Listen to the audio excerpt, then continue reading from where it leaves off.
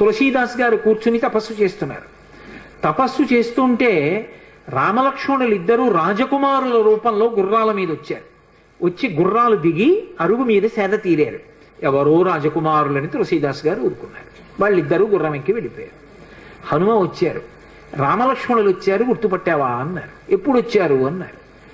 అయ్యో, ఇద్దరు రాజకుమారుల వేషంలో వచ్చారయా, నువ్వు గుర్తుపట్టలేదు, వెళ్ళిపోయారన్నారు. ఎంతో బాధపడ్డారు. మళ్ళీ సాధన చెయ్యి అన్నారు. మళ్ళీ సాధన మొదలుపెట్టారు. మళ్ళీ సాధన మొదలు పెడితే కొన్నాళ్ళు అయిపోయిన తర్వాత చిన్న పిల్లవాడి రూపంలో రాముడు వచ్చాడు. గంధం తీస్తున్నారు తులసీదాస్ గారు రామచంద్రమూర్తికి అనులేపనం చేయడానికి. చిన్న పిల్లవాడి రూపంలో వచ్చి తాతా తాతా నాకు గంధం ఇస్తావా అని అడిగాడు. ఇది రాముడి కోసం రా పో అన్నారు తులసీదాస్ గారు. మళ్ళీ పొమ్మంటున్నాడు రా రాముడు వస్తే అని హనుమ వెంటనే పంజరంలో చిలక రూపంలో వచ్చి పాట పాడారు. రాముడు బాలుడి రూపంలో వచ్చి తులసీదాస్ గారిని గంధం అడుగుతున్నాడు. గుర్తించలేని తులసీదాసు వెళ్ళిపోమ్మంటున్నాడు అని. అది విన్నటువంటి తులసీదాస్ గారు వెంటనే పిల్లవాడి కాళ్ళు పట్టుకుని పిల్లవాడి కాళ్ళ మీద పడ్డారు. పడగానే రామచంద్రమూర్తిగా దర్శనమిచ్చారు. దర్శనమిచ్చి, తులసీదాస్, నా పేరు మీద నువ్వు రామాయణాన్ని, దక్షిణ దేశంలో వాల్మీకి రామాయణం, దక్షిణ దేశం ఎక్కడైనా వాల్మీకి రామాయణం, కానీ నువ్వు ఇప్పుడు రామచరితమానస్ అన్న పేరు మీద రామాయణాన్ని రచించు. ఉత్తర భారతదేశంలో రామచరితమానస్కి ఎంత గౌరవం అంటే, మీరు ఆలయాల్లోకి వెళ్ళండి, వ్యాసపీఠాలు పెట్టి దాని మీద రామచరితమానస్ పెడతారు. గుళ్ళోకి వెళ్ళిన వాళ్ళు కనీసం ఒక్క శ్లోకమైన అందులోంచి చదువుకుని చక్కగా ఓ పువ్వు ఏదో పెట్టి నమస్కారం పెట్టొస్తారు. రామచరితమానస్కి అంత గొప్ప. విచిత్రం ఏంటంటే హనుమాన్ చాలీసా, రామచరితమానస్ రెండు తులసీదాస్ గారి శరీరంతో ఉండగానే ప్రఖ్యాతి వహించేసాయి. అటువంటి తులసీదాస్ గారు ఎప్పుడూ రామనామం చెప్తుండేవారు. ఒకప్పుడు తులసీదాస్ గారు గంగ ఒడ్డున నిలబడి ఉన్నారు. ఒక ఆవిడ గబగబా వచ్చి ఆయన కాళ్ళ మీద పడి నమస్కారం చేసింది.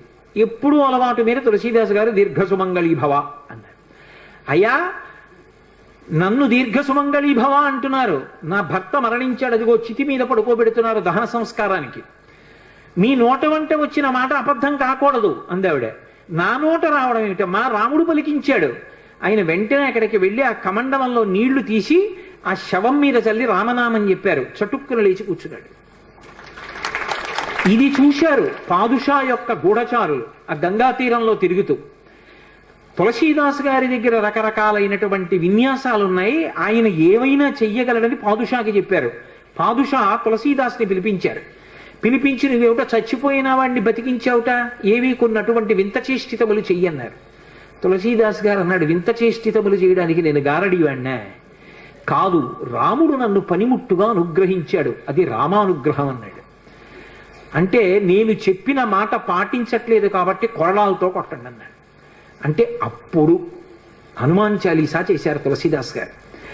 కళ్ళు మూసుకుని హనుమని తెలుసుకుని హనుమాన్ చాలీసా చేస్తుంటే భటులు వచ్చి కొరడాలు పట్టుకుని కొట్టడానికి పైకెత్తుతున్నారు.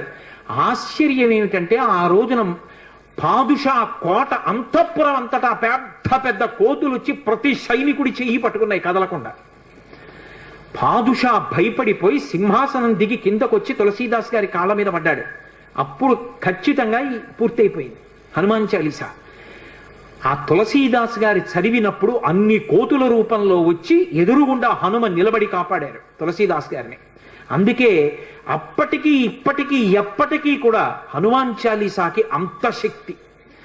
తులసీదాస్ గారు ఎప్పుడు మాట్లాడుతూ ఉండేవారు స్వామి హనుమతోటి.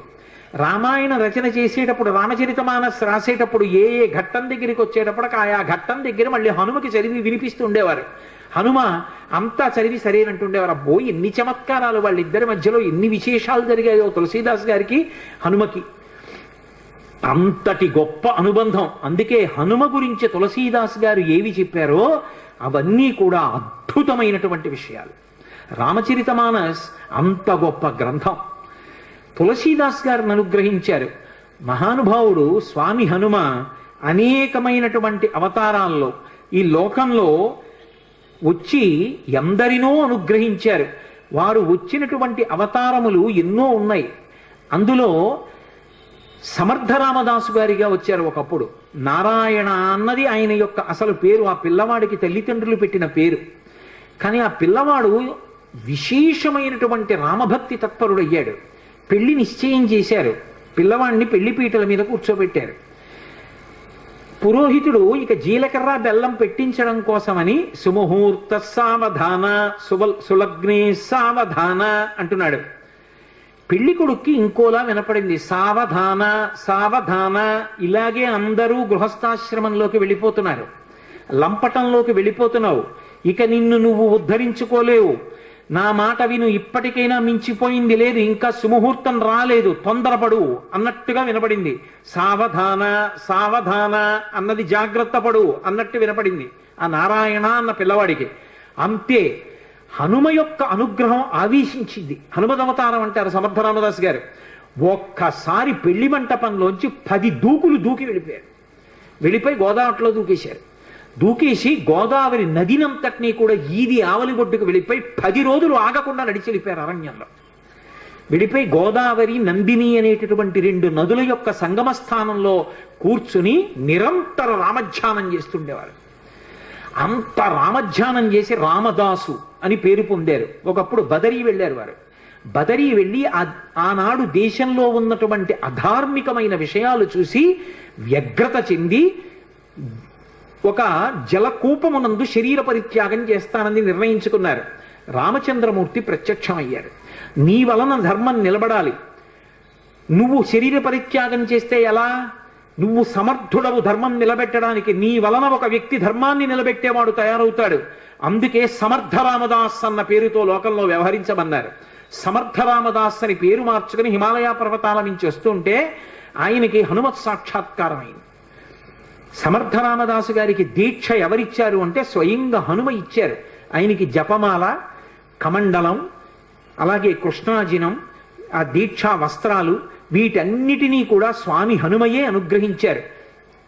ధర్మ సంస్థాపన కోసమని సమర్థ రామదాసు గారు కోదండాన్ని బాణాన్ని పట్టుకు తిరుగుతుండేవారు. ఒకప్పుడు ఆయన వేదాంత బోధ చేస్తుంటే గోదావరి తీరంలో కొంతమంది బ్రాహ్మణులు వచ్చి ఆయన్ని విమర్శించారు. నువ్వేమో వేదాంత బోధ, పట్టుకున్నది ధనస్సా, చేతిలో బాణమా, ఈ వేదాంతం సత్యమా, ధనస్సు బాణం సత్యమా? వేదాంతం చెప్పేవాడికి ధనస్సు బాణం ఎందుకురా? బహుశా ఈయనకి బాణం ఎక్కువ పెట్టడం కూడా చేత కాదనుకుంటాను, ఉత్తిన అలా బటుకు తిరుగుతున్నాడు అన్నారు. వెంటనే ఆయన బాణాన్ని ఎక్కుపెట్టి ఆకాశంలో ఎగురుతున్నటువంటి పక్షుల గుంపులో ఒక పక్షిని కొట్టారు. ఆ పక్షికి తగిలింది, కింద పడిపోయింది, ప్రాణం వదిలేసింది. మళ్ళీ వెంటనే ఈ బ్రాహ్మణులందరూ అన్నారు, కట్టుకున్నవి దీక్షావస్త్రాలు, పక్షిని కొట్టాడు ఏ కారణం లేకుండా, ఇటువంటి వాడికి వేదాంత బోధ చేసే అధికారం ఎక్కడుందన్నారు. వెంటనే ఆయన గోదావరిలో నీళ్లు కమండలంలో ఉన్నాయి, ఆ కమండలంలో నీళ్లు తీసి రామనామం చెప్తూ పక్షి మీద తెల్లారు. అది రివ్వున ఆకాశంలోకి ఎగిరిపోయింది. సమర్థ, అందుకే ఆయన పేరు ముందు బిరుదువాక్యం. ఆయన అఘటనాఘటన సమర్థుడు. అంతటి హనుమదవతారంగా వచ్చి మొత్తం దేశమంతటా కూడా ప్రచారం చేశారు. గుండెల్లో రాముడు, శరీరంలో హనుమ, అది ఆయన నినాదం. అందుకే ప్రతి చోట వ్యాయామ పాఠశాలలు పెట్టారు. వ్యాయామశాలలు పెట్టి అందరూ కూడా వ్యాయామం చేసి మంచి ఆరోగ్యవంతమైన శరీరాన్ని, గుండెల నిండా రామభక్తిని పెంపొందించుకోండి, ధర్మ సంస్థాపన చెయ్యండి. ఊరూరా సమర్థ రామదాసు గారి ప్రబోధమే. అంత గొప్పగా ధర్మవీరుల్ని తయారు చేశారు. అటువంటి సమర్థ రామదాసు గారు ఒకానొకప్పుడు ఛత్రపతి శివాజీ ఇంటికి వెళ్ళారు. వెడితే భిక్ష ఇవ్వాలి కాబట్టి జోలు పట్టారు. శివాజీ వచ్చి ఓ కాగితం చుట్టేని జోలులో పడేశారు. రామదాసు గారు తీసి చదివారు. చదివేటప్పటికి తన యావత్ సామ్రాజ్యాన్ని గురువు గారికి అర్పించేస్తున్నాను అని ఉంది.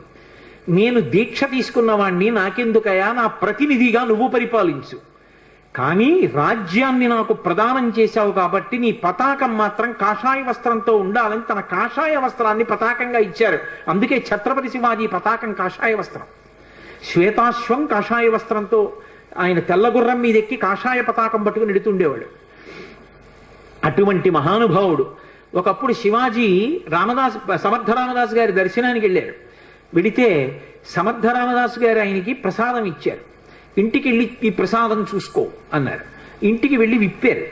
విప్పితే అందులో ఒక మూటలో మట్టి ఉంది, ఒక మూటలో గులకరాళ్ళు ఉన్నాయి, ఒక మూటలో గుర్రపు లద్ది ఉంది, ఒక మూటలో కొబ్బరికాయ ఉంది. ఇంతటి శివాజీ తెల్లబోయాడు. ఏమిటి ప్రసాదం, ఎందుకు ఇచ్చారు గురువు గారని మహాతల్లులు ఈ లోకంలో బిడ్డల్ని కన్న తల్లులు భారతదేశంలో ఎంత గొప్ప వాళ్ళని తయారు చేశారో. వెంటనే ఆ తల్లి వచ్చింది, జీజీబాయి వచ్చి ఆవిడంది, సమర్థ రామదాసు గారు ఏదైనా ఇచ్చారు అంటే అది ఉత్తినైపోయేది కాదు. ఎందుకు ఇచ్చారో తెలుసా? మహానుభావుడు ఆయన మట్టి ఇచ్చారు అంటే నువ్వు భూపతివికా రాజ్య పరిపాలన చెయ్యి ధార్మికంగా అని ఇచ్చారు. ఆయన గులకరాళ్ళు ఇచ్చారు, కొండల మీద కోటలు కట్టమని ఆదేశం. గుర్రపు లద్దెనిచ్చారు అంటే ఆశ్విక దళాల్ని ఎక్కువగా పెంచుకోమని అర్థం. కొబ్బరికాయ ఇచ్చారు, మనసులో మధుర మధురంగా ఉండి పైకి చాలా గంభీరంగా కఠినంగా ఉండు, అప్పుడు కానీ వ్యవస్థ అదుపులో ఉండదని నీకు చెప్తున్నారు. ఈ 4 సందేశాలు నీకు చెప్పడానికి 4 రకాల ప్రసాదం ఇచ్చారని చెప్పారు.